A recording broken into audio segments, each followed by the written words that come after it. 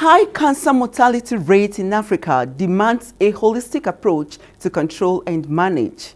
This can be achieved through boosting cancer awareness, adopting primary and secondary prevention, mitigating risk factors, improving cancer infrastructure and timely treatment, among other strategies. Cancer has remained top on the list of diseases that are indiscriminately reducing the welfare and wellness of persons across the world, especially in developing countries like Nigeria. World Health Organization's 2020 report indicates that cancer tops the list of killer diseases with nearly 10 million deaths in Africa. Sadly, the Global Cancer Observatory report shows that Nigeria has one of the highest cancer mortality rates in the world, with approximately 4 out of 5 cases resulting in death. The report attributes this to lack or inefficient public policy on cancer issues, where about 10,000 cancer deaths are recorded annually, with 250,000 new cases recorded.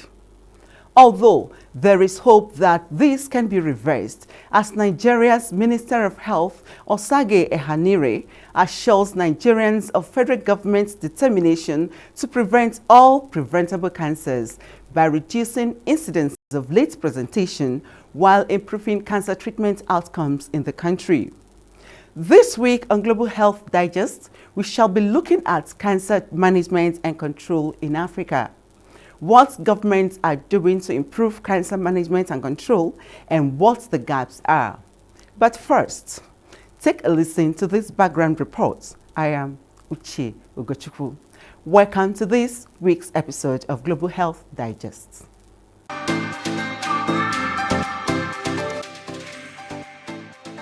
Cancer is said to be a major public health concern worldwide. It is one of the most leading causes of death in several regions, depending on disparities among different people.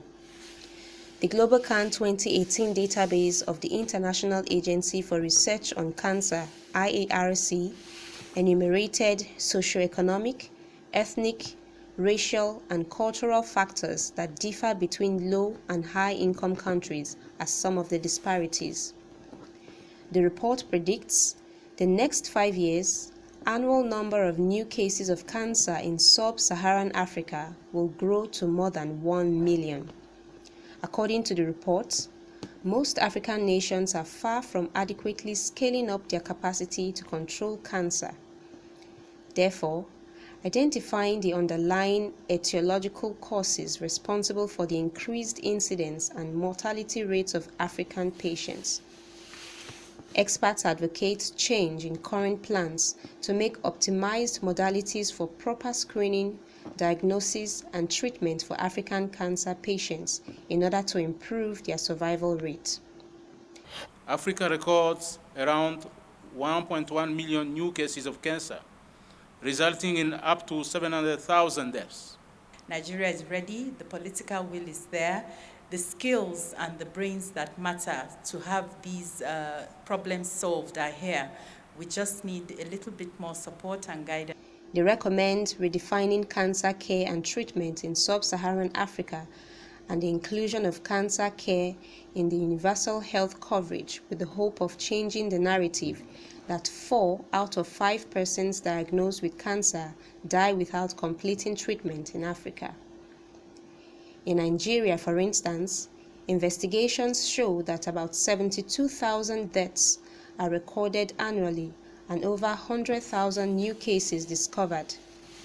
To change the narrative, the federal government initiated the International Cancer Week in 2009 in collaboration with various partners to provide a national platform that would create awareness and interactive strategies for cancer prevention in the country.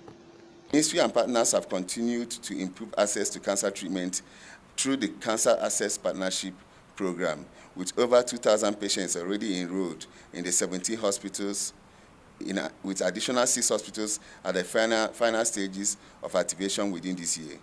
The thing about it is that we are now improving with the new circular directive from the Ministry of Health for all tertiary health institutions to set up cancer registries in the country. We now have a robust data collection system, and then with an increased awareness, you now have more patients coming forward for cancer screenings, and then we'll have more statistics.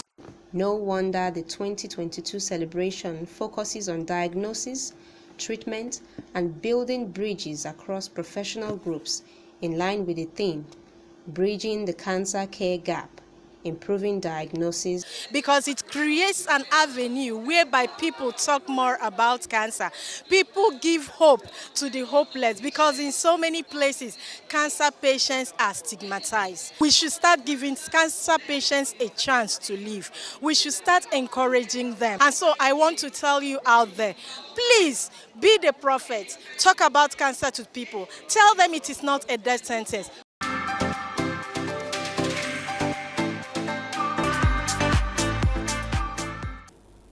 We went to the streets to speak with some Nigerians on efforts at preventing cancer and how aware they are about cancer. Is an abnormal growth in body tissues,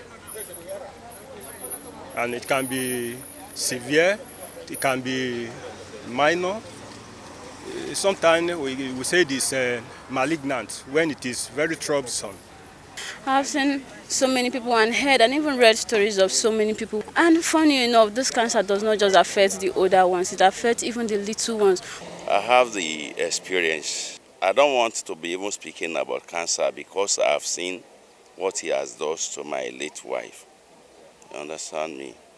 So one thing about the cancer is a very deadly disease, which even need the government attention.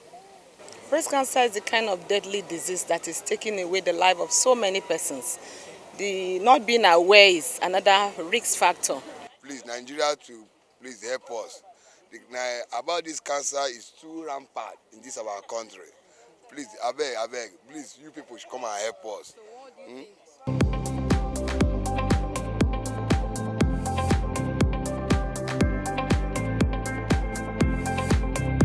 Interesting responses there. That notwithstanding, for Experts Guide, we joined Dr. Miriam Mutebi at the 2022 World Cancer Congress in Geneva, Switzerland. Dr. Mutebi is a consultant breast surgical oncologist from Nairobi, Kenya. She is also a clinical epidemiologist and health systems researcher with focus on understanding barriers to access for women with cancers in sub-Saharan Africa.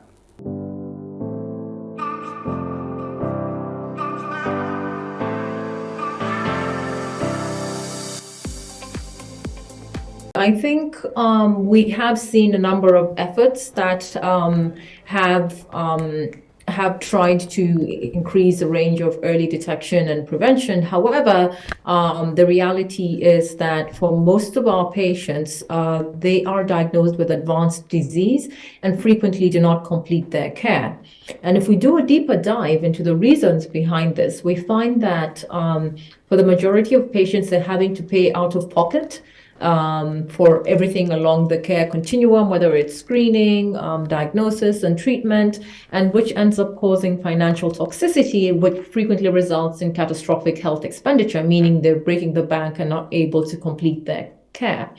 If we look at the other broad barrier to screening and early detection, we see that the systems themselves can act as barriers where healthcare providers, for instance, a patient on average will see 4 to 6 healthcare providers in sub-Saharan Africa before a definitive diagnosis of their cancer is made, really underscoring the need for us to educate not just the communities on the signs and symptoms of cancers, really also educating the healthcare providers on the common signs and symptoms in order to facilitate early detection and timely referrals. One of the third large barriers in order to access to care is really around the social cultural barriers, which sometimes we don't necessarily talk about as much, but which are really pertinent in the African context, where we know that there's a lot of cancer stigma, where you go home and you say, honey, I have a cancer, and the response is, honey, there's the door, don't let it hit you on the way out. People believe that sometimes people believe it might be contagious, so patients are ostracized or are, lose their jobs or just because of their diagnosis. There's a cancer fatalism where many people believe that cancers equals death, and what we're saying is it's really important to change the narrative, because we know that for most cancers, if detected early and treated appropriately, the outcomes are excellent. Again, there's the use of alternative therapies and what we call collectivism.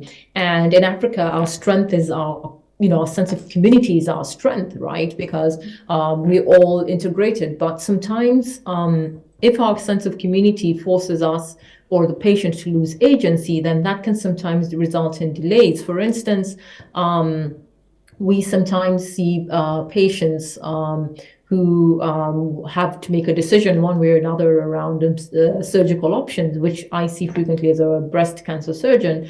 And so you'll, perhaps give the patient the options of, do you want to maybe have a breast conservation, meaning we remove just the area that has the cancer, or would you like to have a mastectomy where we remove the entire breast? And sometimes with early cancers, you do have those options, and you find that, she says, let me think about it. And then she comes back with a plan. And, there's an elder saying, we have decided. And we're like, okay, so who's we? Where is the patient's voice in all this decision making? So it's really looking at how do we strengthen the capacity, because one of the social cultural barriers that we don't talk often enough about is the fact that women in many settings are not the primary determinants of their health-seeking behavior, and as such require either financial support or in some cases even permission from their partners in order to access care. And so it's really looking at how do we improve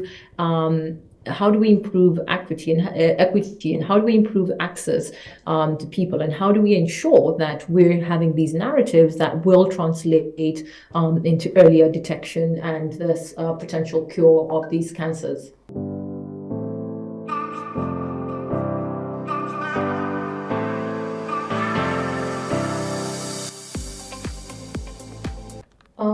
I think it's important to recognize, especially for Africa, that we are in the middle of several pandemics. I think we've seen the COVID outbreaks, and I think we've perhaps sort of other healthcare has taken a backseat. But I think it's important for us to think about all this collectively, because what we've seen is we are seeing an emerging epidemic of cancers. The cancer numbers are rising, and what should really alarm us, Basi, is if we look at the statistics, by 2020, we said in Africa, this is based on work by the Lancet Commission on Cancers in Sub-Saharan Africa, we had little over 500,000 deaths due to cancers. And I think what should concern us all and what's really worrisome is that if left unchecked to this current trajectory, these numbers are likely to increase to 1 million by 2030, just another couple of years. And so looking at this is a condition that we do need to treat with urgency. And really try and think proactively about how do we stem the tide, because we can't go on as business as usual. We have to think creatively about how do we improve systems. And we can talk as much as we want, but there has to be deliberate and intentional investment in health services and systems. And it's not one or the other. It's looking at everything in tandem. What we do know, especially as a result of the discussions that we've been having over the course of the meeting, is some of the innovations and strategies that have developed over COVID can actually be leveraged for early detection. The same thing that you're using to do your testing for COVID can actually be used to do HPV testing for cervical cancers and to facilitate early detection. So it's really looking at how do we get pool the resources that we have to help make a difference. And really one of the key messages is one, investment. And I think the second thing that we do need to emphasize is workforce. Sometimes we, as policymakers tend to sort of think that they're, going to invest in the tools and instruments used to provide care, but that's only part of the continuum. The workforce is the basis of the health system. And so unless we're investing in training our workforce and retaining that same workforce, I think over COVID, we've seen quite a number of brain circulation where we're having quite a number of people leaving their job. But it's really looking at what are the factors that are causing health professionals or trained professionals to seek opportunities elsewhere, and how do we build systems that help retain them? How do we also take advantage of our existing diaspora and use them to work together collectively? Because there are many of our brilliant minds out there. How do we bring them home, even if it's in a virtual platform? And what COVID has shown us is it is possible to connect or become more interconnected. How do we harness those skill sets and bring them back home where they will ultimately make a difference? And how do we work together to build an effective community? But at the end of the day, it's still an economic discussion. And I think the take home is that investing in health is not a health expenditure. It's actually an investment. If we do know that if we screen, detect early, we're actually making an economic argument because we are saving we're saving the system expenditures. It's much more costly to treat advanced cancers and much more devastating for the social and economic impact. Keep in mind that in Africa, we tend to see a much younger population. Most of our patients are within 10 to 15 years younger than their counterparts in the West, really meaning that we're losing people at the prime of their economic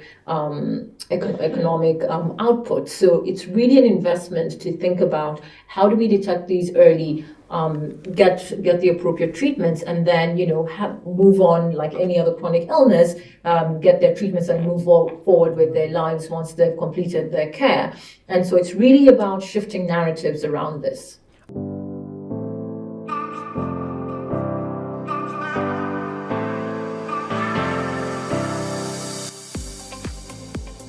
This is a research out of the ABC Do study by Valerie McCormack and colleagues across Africa, facilitated by the International Agency for Research in Cancer, IARC.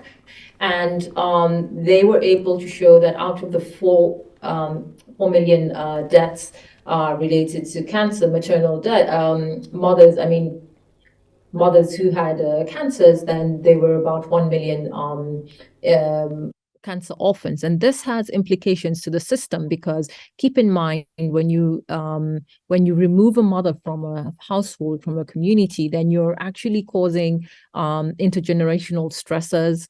That child, based on data, not necessarily cancer specific, has implications on the nutrition of the child, the progression of the child, the ultimate mortality of that child. So it's really saying we need to do better in terms of, it's not just an effect on the mother, it's an effect on the family, its effect on some of the qualitative work really reflected the stresses that grandparents are going through as far as the financial implications are concerned. They're probably much older and having to care for maybe 2 or 1-year-olds, and really think about the life of that child. And so it's really looking at, these are things that we can't afford to ignore. We've sort of looked at the cost implications, but really it's honing down to what are the social and intergenerational implications that downstream are as a result of cancer. So it's not just a benign, incident event. This has long, far-reaching effects. And so it's really looking at how do we then start to slowly recognize and support not just our women, because clearly we can see it's our women, it's our children, it's our families, it's our communities that need to be supported in order to have better outcomes. Indeed, early detection plays an important part in cancer treatment, as Dr. Mutebi rightly states. On the other side of the coin, Dr. Nini Shagaya, an oncologist with the National Hospital Abuja, tells us all about cancer control and management in Nigeria. 2022 to 2024 theme of World Cancer Day is Close the Gap, recognizing the power of working together. Would you say we are doing that in Nigeria? Well, we're not quite there, but we've come a long way. I mean, I've been in this field for many, many years. And now, multidisciplinary healthcare and cancer care is the norm. Most centers are doing that. So I would say we are beginning to work together. I want to talk about closing the care gap. Now, in the care for the cancer patient, it's a whole spectrum, starting from prevention to palliation. And the gaps are numerous. We've got gaps in prevention, so gaps in awareness, which is what we're trying to do now. We have gaps in diagnosis. Some patients will have a breast lump and it will take them 2 years to get diagnosed. They're going to the wrong place. And then when it comes to within maybe treatment, maybe even staging, maybe you don't have the finances for that, or the medication, availability of drugs, authentic drugs, cost, insurance. But the government, recently has done something, the Cancer Health Fund. It's an amazing project that the government has rolled out, and I can comfortably tell you that quite a number of patients are on that program. Breast cancer is one of the things that are covered. So we are doing something, but there's still more to do. Something is being done. And then you go on into treatment, patients are still coming late. So when you talk about the care gap, if we could do more, I wouldn't have so many patients coming late. The challenges are numerous. For starters, the patients sometimes don't know what's wrong with them. And when they do suspect, they don't even know where to go to. So information is about the right information. Then the numbers, with the health drain and what's happening, the patients are there, the doctors are not there. Then they get diagnosed, then they can't afford the treatment. Cancer care is expensive. Another reason why we're insisting on wanting insurance, because it's not something you can save for. You retire, most of these diseases tend to come towards the later part of one's life, when you're not more as active or you've even retired, making it difficult for you to be able to bring out lump sums of money for health, making it insurance probably being the only thing that can really truly elevate the problem. Cancer treated, doctor? If so, at what stage? I mean, there are cancers that you have that you can do only surgery. You don't need to do chemotherapy or radiotherapy. There are stages in breast cancer that you don't need to do anything, just good surgery with clear margins and you'll be fine. So that's why I'm very passionate about early detection. Because I tell you, 1/3 of cancers can be prevented, 1/3 of cancers can be treated if caught early. It's only 1/3 that can't, because those ones are late or are not treatable. There are still those that are not treatable. So I always say to patients, if you can actually get screened and catch it, there's some cancers that don't have a precancerous stage. So if you catch a cancer, you catch it at a pre-cancer, before it becomes a full cancer, you can be cured. Totally cured. I have patients who are 20 years post-treatment. So it's important that we don't just think it's a death sentence and have that cultural thing, what I don't know won't kill me.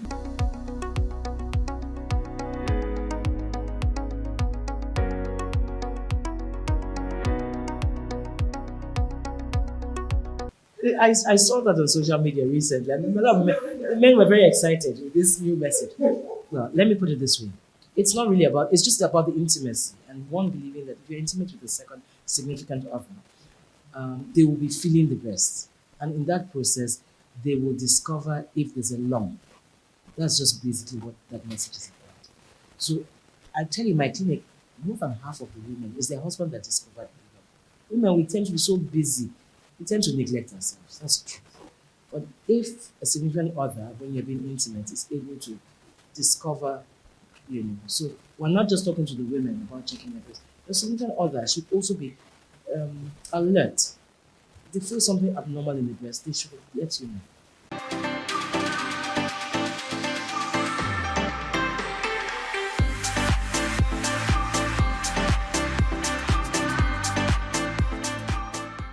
You've heard from experts. Men have a role to play in helping their spouses check for signs of breast cancer, which is taking its toll on many women. Global Health Digest, as always, advises you take responsibility of your health. Before we come again next week, please enjoy this tidbits. I am Uche Ugochukwu.